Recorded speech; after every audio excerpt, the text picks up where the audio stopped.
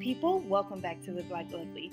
Today I was super hungry for some tuna salad. So today I am going to be making tuna salad with two different types of tuna.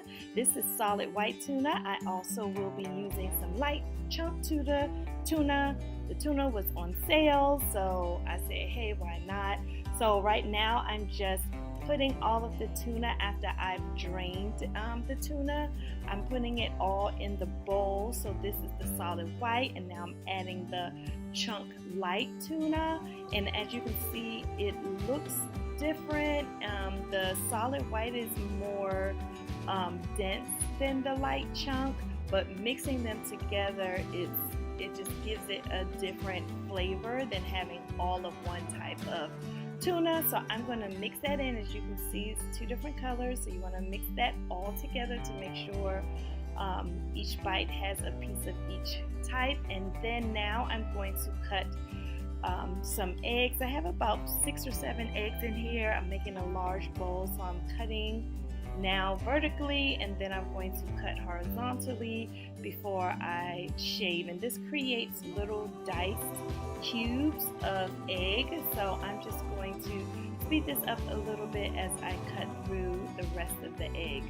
So some people may want their eggs to be in bigger chunks, so you would just cut it in bigger chunks. I like everything to be even. I like the chunks to be about the same size as the tuna and the onions. I just like everything to be like the same, pretty much the same size. So please do this to taste. However, I know some people who don't like this much egg. It's all up to you, up to your taste. So now that I'm finished, I'm going to just mix that in to ensure even distribution. This is garlic, so that is 1 clove of garlic. I also have 1 chopped onion, finely chopped, that I'm adding, and then I'm going to mix those 2 fresh ingredients in as well. The garlic is optional, but the onions are important because the onions really give the tuna salad its signature flavor. The only thing about cooking this is it does like put a smell in your house for a minute. Now I'm adding some noodles that I boiled ahead of time, some elbow macaroni noodles. A lot of people don't put noodles in their salad, but I love to add the noodles. It just makes it hearty. So I'm adding noodles again. It's to your liking, whether you like a lot of noodles or a little bit of noodles.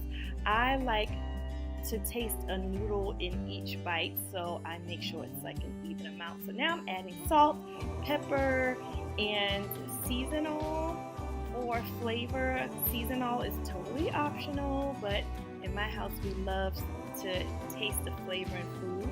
This is a little bit of relish. I'm adding some sweet relish and some dollops of mayo. Now with the relish, you can add more, you can add less. Everything in this salad is to taste. So now I'm just going to mix it evenly. It's a little dry after the first run, which is good. You want it to be dry after the first run instead of too wet, and then you just want to keep adding dollops until you get the consistency that you like. So I like it to be a little on the dry side. So that's why you don't see me using too much mayo, but some people like their salad to have a lot of mayo. So now I'm preparing it for presentation. I'm wiping off the sides, and then I'm just going to take my big spoon and smooth it down evenly for presentation purposes only.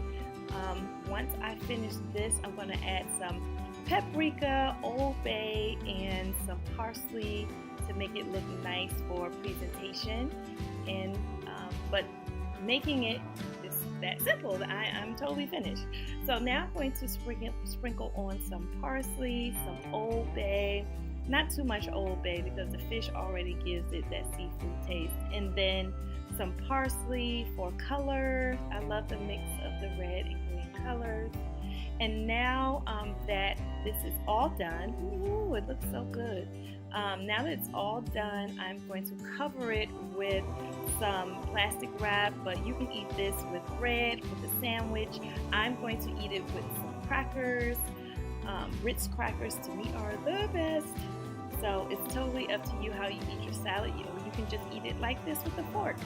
So now I am wrapping it with clear wrapping paper, and I love this stuff that you could just cut it off so easily and be done with it. So I'm going to wrap it this way and that way to ensure the whole bowl is covered before I put it in the refrigerator for about 2 hours. That will give it the chill it needs to be nice and cold before it is served. And there you have it, guys. Thanks so much for watching. I hope you enjoyed this video. If you do, please like, subscribe, click that notification bell, and I will see you next time. Remember, life is